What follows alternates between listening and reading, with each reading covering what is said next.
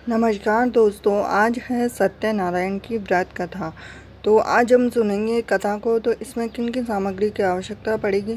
केले के खम्भे, पंच पल्लव, कलश, पंचरत्न, चावल, कपूर और इन सब सामग्री की आवश्यकता पड़ेगी। तो इनमें घी भी, धूप, पुष्पों की माला, श्रीफल, ऋतुफल, अंगवस्त्र, नैवेद्य, कलावा और आम के पत्तों की आवश्यकता होगी। तो आगे हम जानेंगे इनकी कथा के बारे में। यज्ञोपवीत वस्त्र, गुलाब का फूल, दीप, तुलसी दल, पान, पंचामृत, केसर, पंदरवाल और चौकी। भगवान श्री कृष्ण श्री सत्यनारायण की व्रत कथा को करने वाला पूर्णिमा व संक्रांति के दिन सायंकाल को स्नान आदि से निवृत्त होकर पूजा स्थान में आसन पर बैठकर श्रद्धापूर्वक श्री गणेश, गौरी, विष्णु और वरुण आदि का ध्यान करें। फिर उसके बाद में संकल्प लेकर करें कि मैं सत्यनारायण भगवान का पूजन, कथा श्रवण सदैव करूँगा और पुष्प हाथ में लेकर नारायण का ध्यान करें। इसके बाद में यज्ञोपवीत धूप, दीप, नैवेद्य आदि से युक्त होकर स्तुति करें। हे भगवान, मैंने श्रद्धापूर्वक फल, जल आदि सब सामग्री आपको अर्पण की है, इसे स्वीकार कीजिए। इस प्रकार प्रार्थना करते हुए मेरा आपको बारंबार नमस्कार है।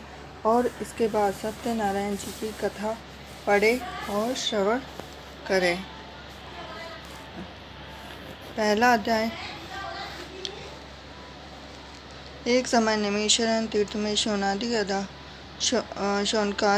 88,000 ऋषियों ने श्री सूत जी से पूछा कि हे प्रभु, इस कलयुग में वेद विद्या रहित मनुष्यों को प्रभु भक्ति किस प्रकार मिल सकती है। तो वह बोलते हैं कि इस कलयुग में कोई ऐसा तप करिए जिससे थोड़े समय में पुण्य प्राप्त हुए और मनवांछित फल की प्राप्ति होए। ऐसी कथा सुनने से जिससे कि उद्धार हो, ऐसा मुनिश्रेष्ठ कोई ऐसा तप कहिए जिससे थोड़े समय में पुण्य भी प्राप्त हो जाए। हमारी यह सुनने की इच्छा है। सर्वशास्त्र दाता श्री सूत जी ने कहा, हे वैष्णव में पूज्य, सबने प्राणियों के हित की बात पूछी है। अब मैं उस श्रेष्ठ व्रत को आप लोगों से कहूँगा। इस प्रकार जिस व्रत को नारद जी ने लक्ष्मी नारायण भगवान से पूछा था, लक्ष्मीपति ने मुनि श्रेष्ठ नारद जी से कहा था, सो ध्यान से सुनो।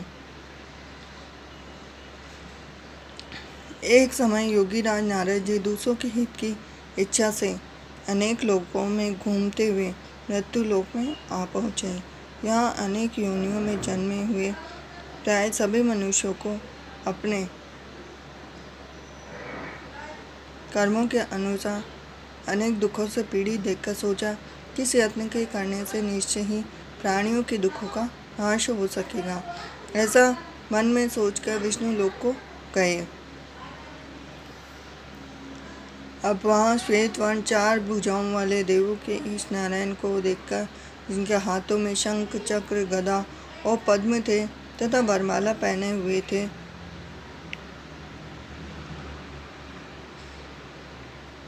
तो स्तुति करने लगे। बोले, हे भगवान, आप अत्यंत शक्ति से संपन्न, मन तथा वाणी भी आपको नहीं पा सकती। आपका आदि मध्य अंत भी नहीं है। इस प्रकार स्तुति करने लगे। आप निर्गुण स्वरूप सृष्टि के आदिभूत, भक्तों के दुखों को नष्ट करने वाले हो। मेरा आपको नमस्कार है। नारद जी इस प्रकार की स्तुति सुनकर विष्णु भगवान बोले,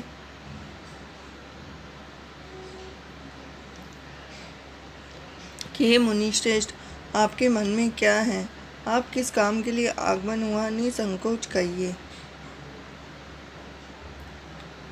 तब नारद मुनि बोले कि मृत्यु लोक में सब मनुष्य जो अनेक योनियों में पैदा हुए हैं, अपने अपने कर्मों के द्वारा अनेक प्रकार के दुखों से दुखी हो रहे हैं।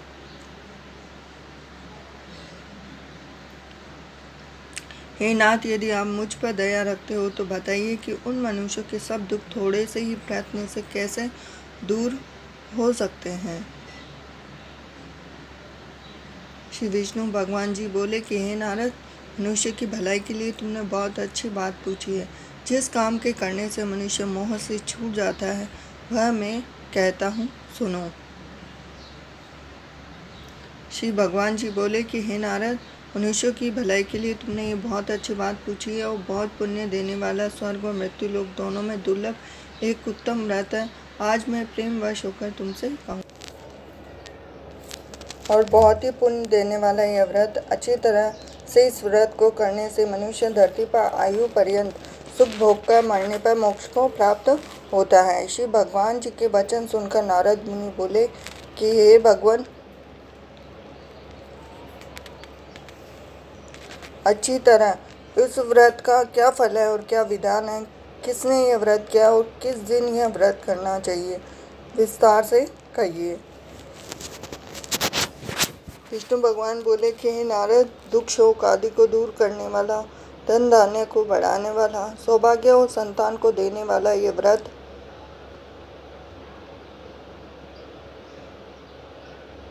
सब स्थानों पर विजय करने वाला है। भक्ति और श्रद्धा के साथ किसी भी दिन मनुष्य श्री सत्यनारायण की प्रातः काल के समय ब्राह्मणों और बंधुओं के साथ धर्म परायण होकर पूजा करे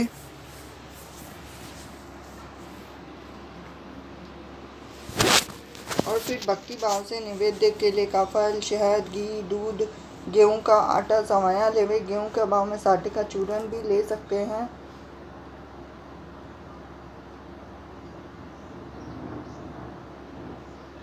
और सब पदार्थों को भगवान के अर्पण कर देवे तथा बंधुओं सहित ब्राह्मणों को भोजन करावे। पश्चात स्वयं भोजन करे। रात्रि में नृत्य गीत आदि का आयोजन कर सत्यनारायण भगवान का स्मरण करते हुए समय व्यतीत करे। और इस तरह व्रत करने पर मनुष्य की इच्छा निश्चय ही पूरी होती है। विशेष रूप से कलिकाल में भूमि पर यही मोक्ष का सबसे सरल उपाय है। दूसरा अध्याय जानते हैं। सूत जी बोले कि हे ऋषियों, जिसने पहले समय में इस व्रत को किया है उसका इतिहास कहता हूँ, ध्यान से सुनो। सुंदर काशीपुरी नगरी में एक अत्यंत निर्धन ब्राह्मण रहता था।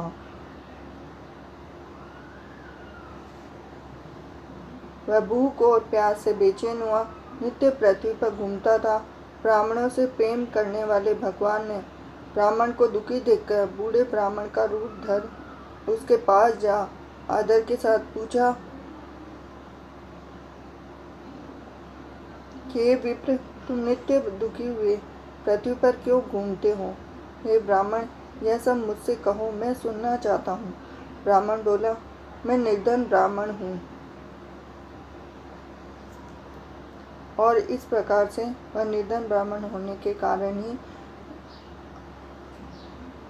बोलता है कि भिक्षा के लिए पृथ्वी पर फिरता हूँ। और हे भगवान, यदि आप इससे छुटकारा पाने का कोई उपाय बताते हो तो कृपा कर मुझे बताइए। तो वृद्ध ब्राह्मण बोला कि हे विप्र, सत्यनारायण भगवान मनवांछित फल देने वाले हैं, इसीलिए तुम उनका पूजन करो, जिसके करने से मनुष्य सब दुखों से मुक्त हो जाता है। ब्राह्मण को व्रत का सारा विधान बतलाकर बूढ़े ब्राह्मण का रूप धारण करने वाले सत्यनारायण भगवान अंतर्ध्यान हो गए और जिस व्रत को वृद्ध ब्राह्मण ने बतलाया था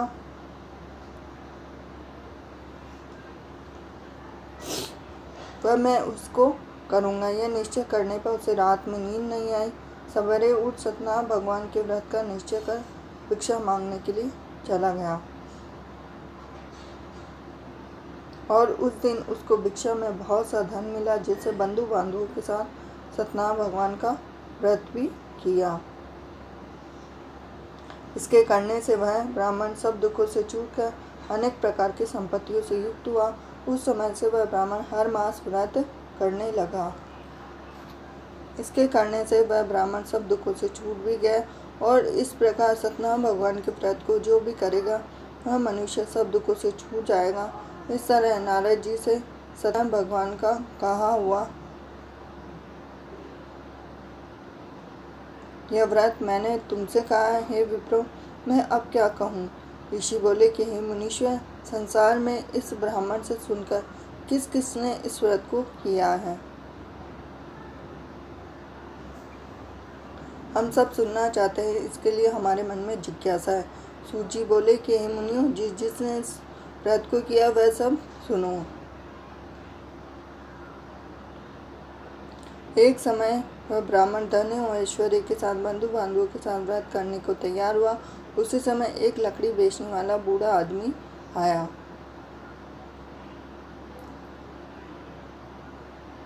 और बाहर लकड़ियों को रखकर ब्राह्मण के मकान में गया तो प्यास से दुखी लकड़हारा उनको व्रत करते देखकर ब्राह्मण को नमस्कार कर कहने लगा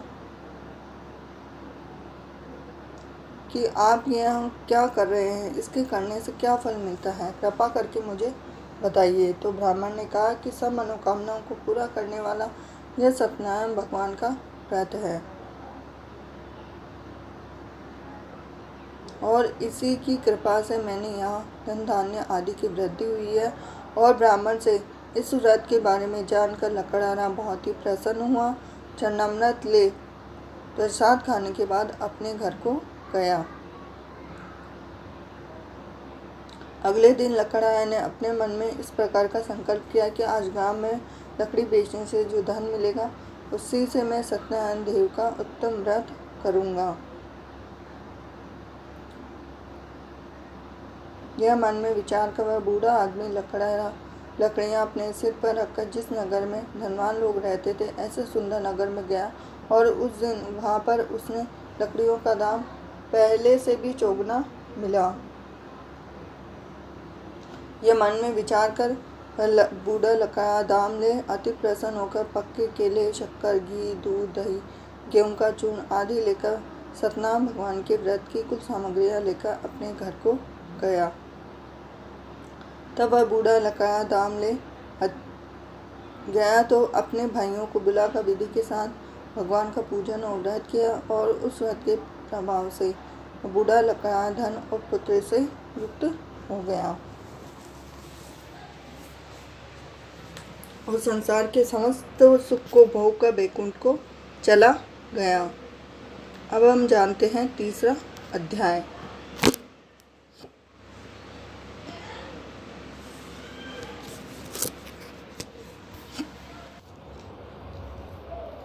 अब सूत जी बोले, हे श्रेष्ठ मुनियों, अब आगे की कथा कहता हूँ, सुनो। पहले समय में उल्कामुख नाम का एक बुद्धिमान राजा रहता था। वह सत्यवक्ता और जितेंद्रिय था। तो प्रतिदिन देव स्थानों पर जाता तथा गरीबों को धन देकर उनके कष्ट दूर करता। उसकी कमल के सुख मुख वाली और सती साध्वी थी उसकी पत्नी। पुत्र प्राप्ति के लिए भद्रशिला नदी के तट पर वह पूजा करता। उन दोनों ने सत्यनारायण भगवान का व्रत किया। उस समय में वहाँ एक साधु नामक वैश्य आया। उसके पास व्यापार के लिए बहुत सा धन था। वह नाव को किनारे पर ठहरा कर राजा के पास आ गया और राजा को व्रत करते हुए देखकर विनय के साथ पूछने लगा कि हे राजन, भक्ति युक्त चित्त से यह आप क्या कर रहे हो। तो वह नाव को किनारे पर जैसे ठहराया तो बोले, मेरे सुनने की इच्छा है, सो आप मुझे बताइए। तो राजा बोला कि हे वैश्य, अपने बांधवों के साथ पुत्र आदि की प्राप्ति के लिए यह महाशक्तिमान सत्यनारायण भगवान का व्रत व पूजन में कर रहा हूँ। अब इतना होने पर राजा के वचन सुनकर साधु आदर से बोला कि हे राजन, मुझसे इसका सब विधान कहो, मैं भी आपके कथन अनुसार इस व्रत को करूँगा। मेरे भी कोई संतान नहीं है। मुझे विश्वास है कि यह व्रत करने से मेरे अवश्य ही संतान होगी। राजा ने सब विधान सुन व्यापार से निवृत्त हो आनंद के साथ अपने घर को गया और साधु ने अपनी स्त्री को संतान देने वाली इस व्रत को सुनाया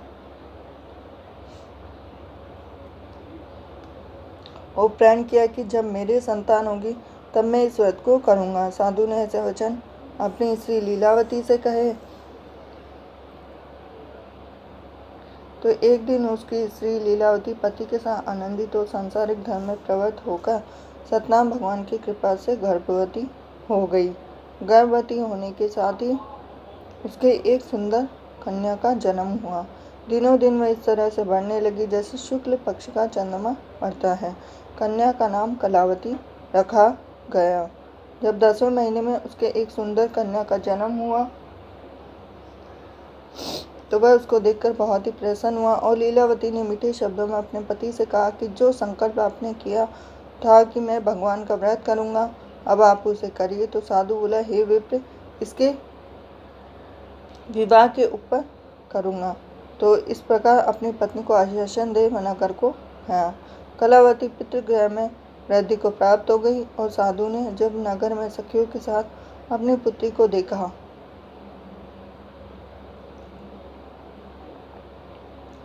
तो वह तुरंत दूध बुलाकर बोलने लगा कि पुत्री के लिए कोई सुयोग्य वर देख कर लाओ। तो साधु की आज्ञा पाकर दूत कंचन नगर पहुंच गया। तो वहां पर उसे बड़ी खोजबीन कर देखभाल के साथ लड़की के लिए सुयोग्य वणिक पुत्र को ढूंढने भेज दिया। ढूंढने के साथ ही उसे एक सुयोग्य वर भी मिल गया और उस सुयोग्य लड़के को देखकर साधु ने अपने बंधु बांधव सहित प्रसन्नचित्त हो पुत्री का विवाह उसके साथ कर दिया। किंतु दुर्भाग्य से विवाह के समय भी व्रत को करना भूल गया। तब श्री सतनाम भगवान बहुत ही ज्यादा क्रोधित हो गए। अब क्रोधित होकर साधु को शाप दे दिया कि तुम्हें दारुण दुख प्राप्त होगा। अपने कार्य में कुशल साधु वेश अपने जमाता सहित समुद्र के समीप स्थित रत्नपुर नगर में गया और वहां दोनों ससुर जमाई चंद्रकेतु राजा के उस नगर में व्यापार करने लगे। एक दिन भगवान सतनाम की माया से मोहित होकर कोई चोर राजा का धन चुरा कर भागा जा रहा था।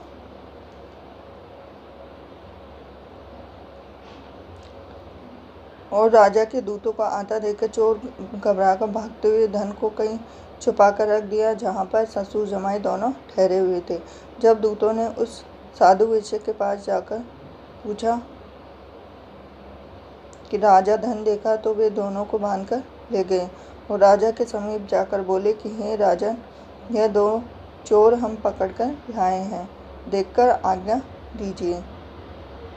तब राजा की आज्ञा से उनको कठोर कारावास में डाल दिया और उनका सब धन छीनकर सतनाम भगवान के श्राप के कारण साधु वेश्य की पत्नी व पुत्री भी घर पर बहुत ही दुखी हो गई और उनके घर पर जो धन रखा था उसे भी चोर चुरा कर ले गए। शारीरिक व मानसिक पीड़ा तथा भूख प्यास से अति दुखित हो अन्न की चिंता में कलावती एक ब्राह्मण के घर गई और वहां उसने सतनाम भगवान का व्रत होते देखा। वे कथा सुनी, प्रसाद ग्रहण कर घर को आई तो माता ने कलावती से पूछा कि हे पुत्री, अब तक तुम कहाँ थी, तेरे मन में क्या है?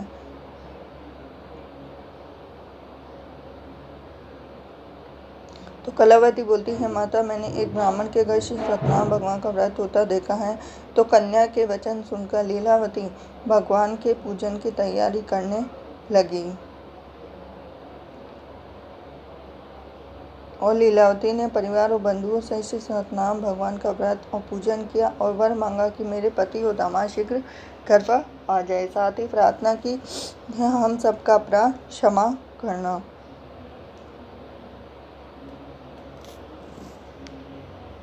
सतनाम भगवान इस व्रत से संतुष्ट हो राजा चंद्रकेतु को स्वप्न में दर्शन देकर बोला कि हे राजन, जिन दोनों वैश्यों को तुमने बंदी बनाया है वे निर्दोष है। इस प्रकार उन्हें प्रातः ही छोड़ दो और उनका सब धन जो तुमने ग्रहण किया है लौटा दो, नहीं तो मैं तेरा सारा धन पुत्र आदि सब नष्ट कर दूंगा। राजा ने से ऐसे वचन कहकर भगवान अंतर्ध्यान हो गए। प्रातःकाल राजा चंद्रकेतु ने राजा सभा में अपना स्वप्न सुनाया। फिर दोनों वणिक पुत्रों को कैद से मुक्त कर सभा में बुलाया और दोनों ने ही आते ही राजा को नमस्कार किया और राजा मीठे वचनों में बोला कि हे महानुभाव, तुम्हें भावी वर्ष ऐसा कठिन दारुक दुख प्राप्त हुआ है। ऐसा कहकर राजा ने उनको नए नए वस्त्र आभूषण पहना दिए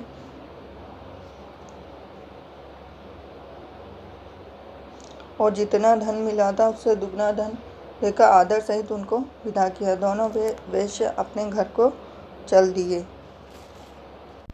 अब हम जानते हैं चौथा अध्याय।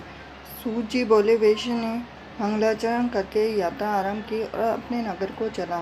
उनके थोड़े दूर चलने पर दंडी वेशधारी सत्यनारायण ने उनसे पूछा कि हे साधु, तेरे नाव में क्या है?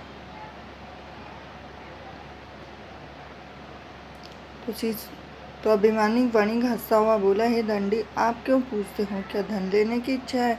मेरी नाव में तो बेल और पत्ते भरे हुए हैं। तो वैश्य का कठोर वचन सुन भगवान ने कहा कि तुम्हारा वचन सत्य हो। दंडी ऐसा कहकर वहां से दूर चले गए और कुछ दूर जाकर समुद्र के किनारे बैठे और दंडी के जाने पर वैश्य ने नित्य क्रिया करने के बाद नाव को ऊंची उठी देखकर अचंभा किया और नाव में बेल पत्ते आदि देखकर मूर्छित हो जमीन पर गिर पड़ा। फिर मूर्छा खुलने पर अत्यंत शोक प्रकट करने लगा। तब दामाद बोला कि आप शोक न करें, यह सब उसी दंडी का श्राप है। तो वह बोला कि उन्हीं की शरण में चलना चाहिए, तभी हमारी मनोकामना पूरी होगी।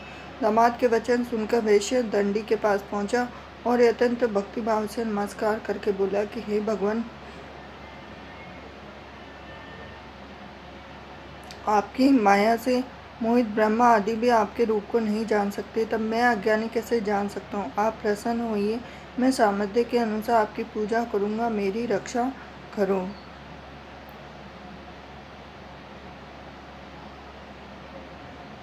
और पहले के समान नौका में धन भर दो। उसके भक्ति युक्त वचन सुनकर भगवान प्रसन्न हो उसकी इच्छा अनुसार वर देकर अंतर्ध्यान हो गए। तब उन्होंने नाव पर आकर देखा कि नाव धन से परिपूर्ण है।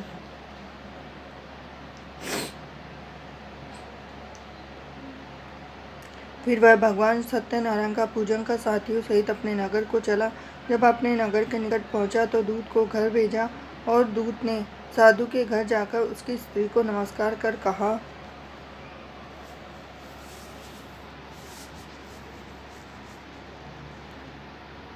फिर साधु अपने दामाद सहित इस नगर के समीप आ गए और ऐसा वचन सुनकर साधु की स्त्री बड़े हर्ष से सत्यदेव का पूजन करने लगी और पुत्री से कहा कि मैं अपने पति के दर्शन को जाती हूँ,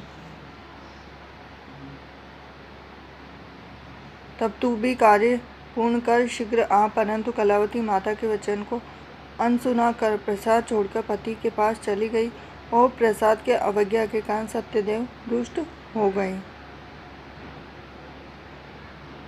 इस कारण पति को नाव सहित पानी में डुबो दिया और कलावती अपने पति को न देखकर रोती हुई देखकर गई और इस तरह नौका को डूबा हुआ कन्या को रोता हुआ देख साधु बहुत ही दुखा हुआ। बोला, हे प्रभु, मुझसे या मेरे परिवार से जो भूल हो गई है उसे क्षमा करो। और उसके दीन वचन सुनकर सत्यदेव प्रसन्न हो गए। आकाशवाणी हुई और बोला कि हे साधु, तेरी कन्या मेरे प्रसाद को छोड़कर आई है। अगर इसका पति इसीलिए अदृश्य हो गए, यदि वह घर जाकर प्रसाद खाकर लौटे तो उसका पति उसे अवश्य मिल जाएगा। ऐसे आकाशवाणी सुनकर कलावती ने घर पहुंचकर प्रसाद खाया। इसीलिए उसका पति के दर्शन के तत्पश्चात उसके बाद में दर्शन करने के बाद में उसका पति वापस से उसे नौका में दिखाई देने लग गया और इसी के साथ दिखाई देने के साथ ही वह बहुत ही ज़्यादा हर्ष में परिवर्तित हो गया, दुख से। इस प्रकार से जो सत्यदेव भगवान की पूजा करता है, पूर्णिमा को भगवान का पूजन करने लग गए। इस प्रकार पति के दर्शन करने के पश्चात साधु ने बंधु बांधु सहित सत्यदेव भगवान का विधिपूर्वक पूजन किया और उस दिन से प्रत्येक पूर्णिमा को वह व्रत करने लगा और इस लोक का सुख भोग कर पाया। अब हम जानते हैं पांचवा अध्याय। श्री सूत जी बोले कि हे ऋषियों, मैं एक और कथा कहता हूँ, सुनो। प्रजा पालन में लीन तुंगध्वज नाम का एक राजा था। उसने भी भगवान का प्रसाद पाकर बहुत ही दुख पाया था और इसी के साथ वह एक समय वन में जाकर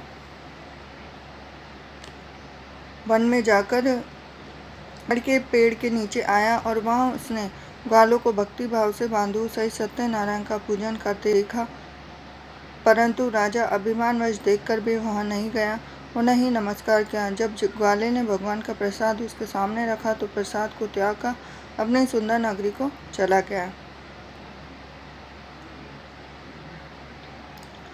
परंतु उसने वहाँ पर भी सब कुछ नष्ट पाया। फिर वह जान गया कि यह सब भगवान ने ही किया है। तब वह उसी स्थान पर ग्वाले के समीप गया और विधि पूर्वक पूजन कर प्रसाद खाने लगा।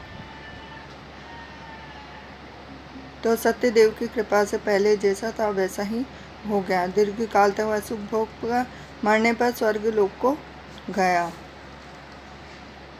इस प्रकार जो मनुष्य इस परम दुर्लभ व्रत को करेगा, भगवान की कृपा से उसे धन धान्य की प्राप्ति होगी। निर्धन धनी और बंदी बंधन से मुक्त होकर निर्भय हो जाता है और संतानहीनों को संतान की प्राप्ति होती है। सब मनोरथ पूर्ण होकर अंत में वैकुंठ धाम को जाता है। जिन्होंने पहले इस व्रत को किया है उनके अगले जन्म की कथा कहता हूँ।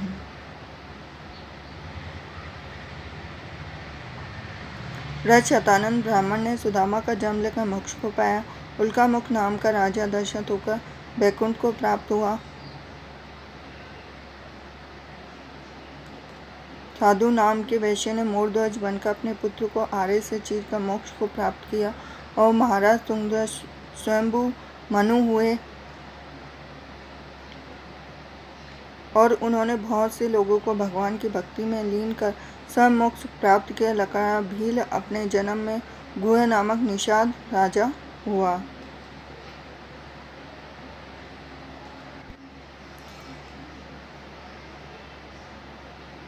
इस प्रकार जो सत्यनारायण भगवान की कथा पढ़ता है, सुनता है, दूसरों को सुनाता है, उसकी भगवान हमेशा रक्षा करते हैं। और पूर्णिमा के दिन इस कथा को अवश्य सुनना चाहिए, तभी दुखों से मुक्ति मिलती है। तो अगर आपको ये सत्यनारायण भगवान की पूनम की व्रत कथा अगर आपको पसंद आया हो तो वीडियो को लाइक कीजिए, चैनल को सब्सक्राइब कीजिए और बेल आइकन को ज़रूर दबा देना, क्योंकि एक लाइक से मुझे मिलती है मोटिवेशन आपके लिए और भी बेहतर वीडियो बनाने के लिए। मिलती हूँ नेक्स्ट वीडियो में। हरे कृष्णा।